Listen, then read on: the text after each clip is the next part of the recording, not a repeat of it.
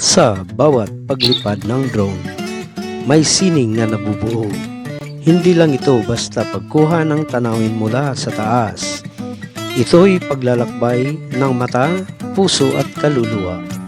Dito sa Himpapawid, natutuklasan natin ang kakaibang perspektibo.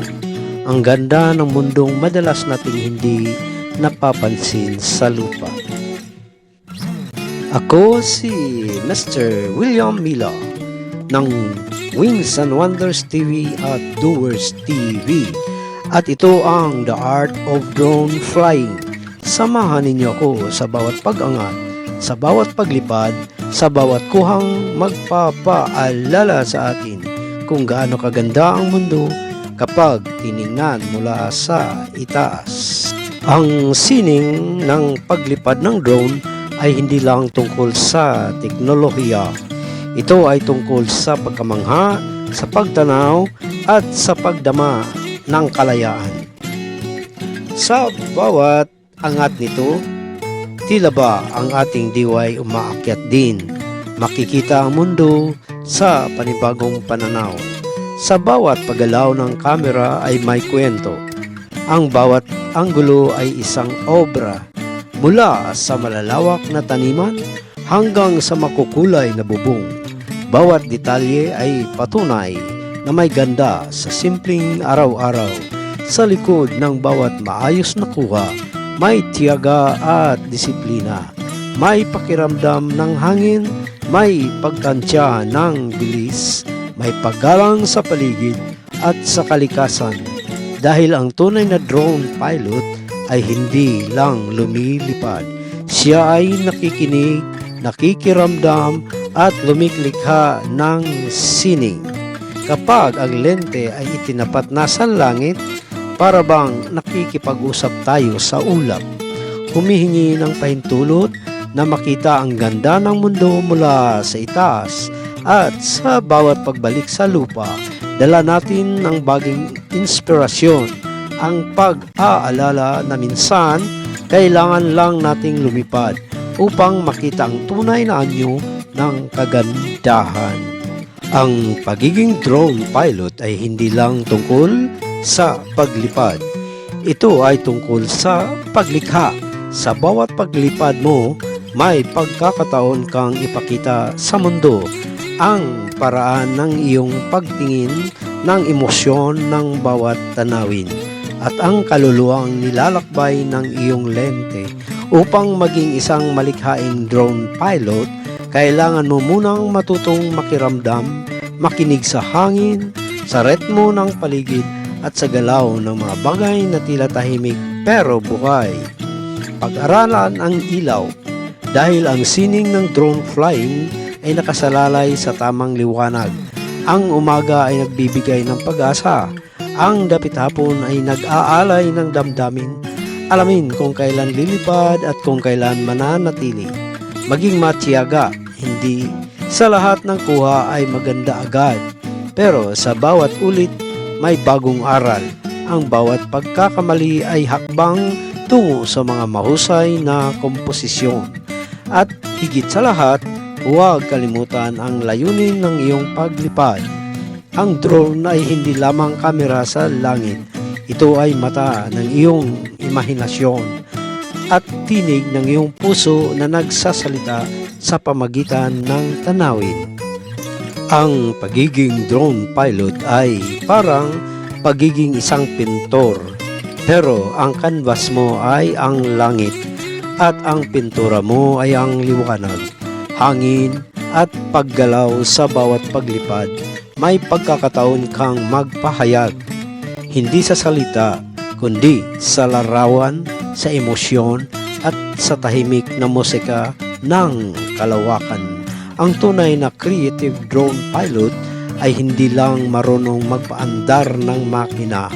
Marunong siyang makakita ng kwento sa bawat eksena, sa paglalakad ng isang bata sa kalsada, sa usok na tumataas mula sa lutuan, sa liwanag na humahalik sa mga bubong tuwing dapit hapon.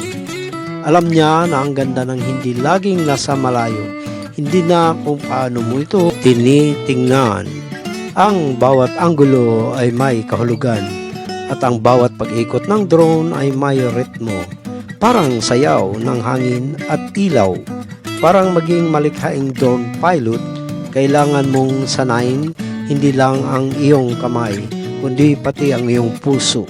Dahil sa bawat paglipad, ang puso mo ang tunay na kumakapit sa langit. Matutong magplano, pero handang magbago kapag tinawag ng inspirasyon. Minsan, ang pinakamagandang kuha ay hindi inaasahan. Dumarating sa sandaling bukas ang iyong mata sa himig ng paligid.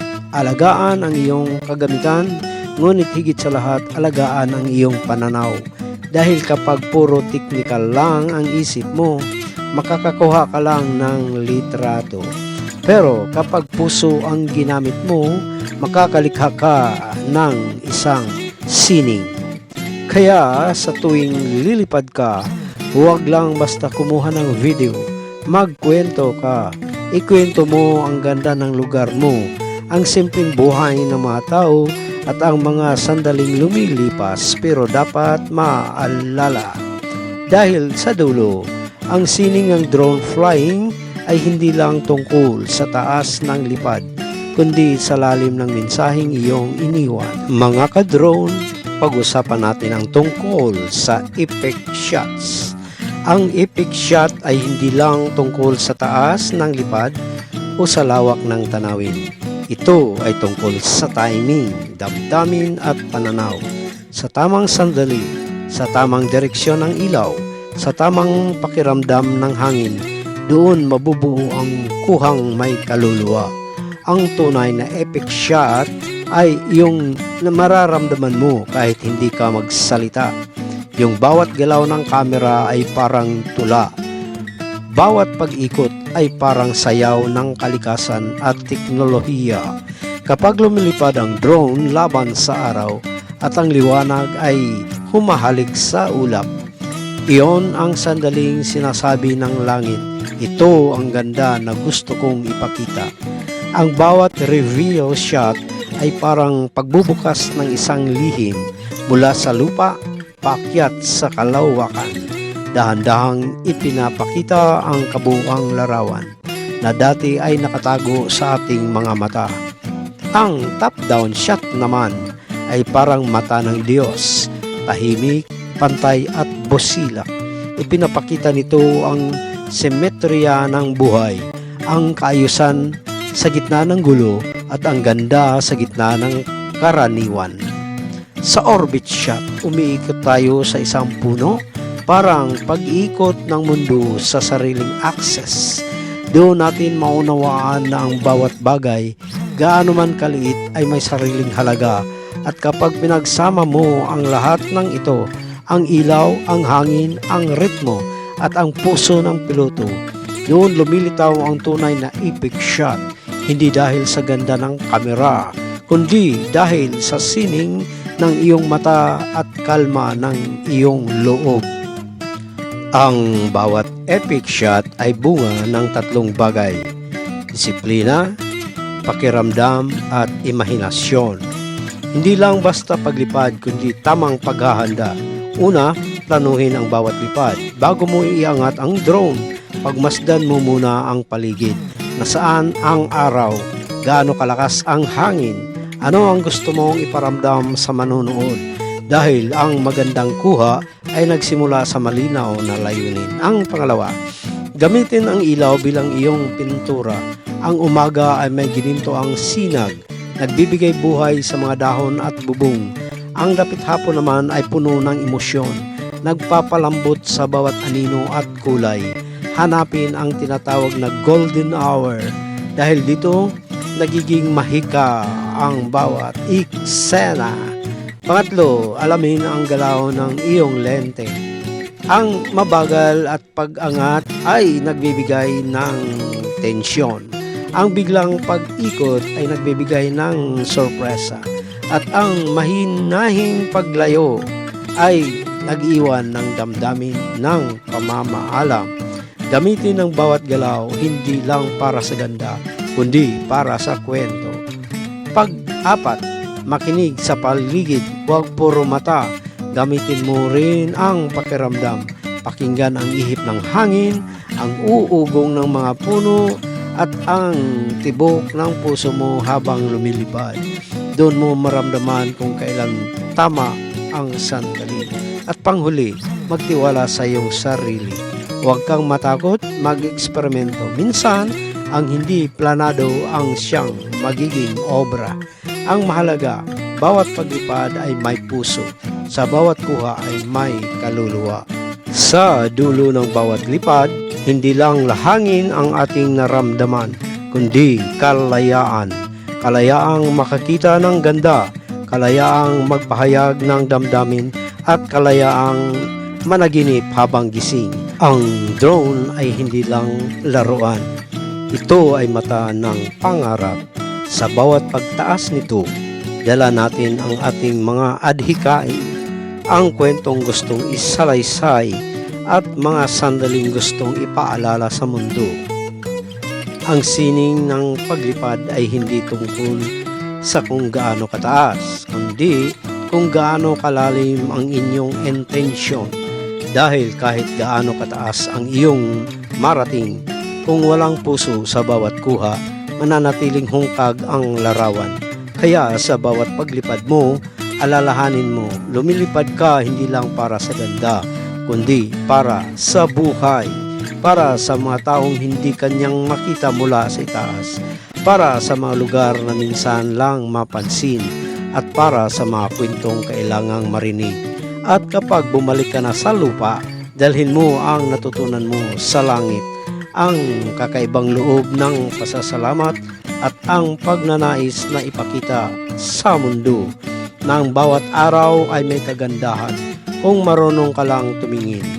At para sa isang taong mahilig sa drone, ang pagpapalipad ay higit pa sa libangan.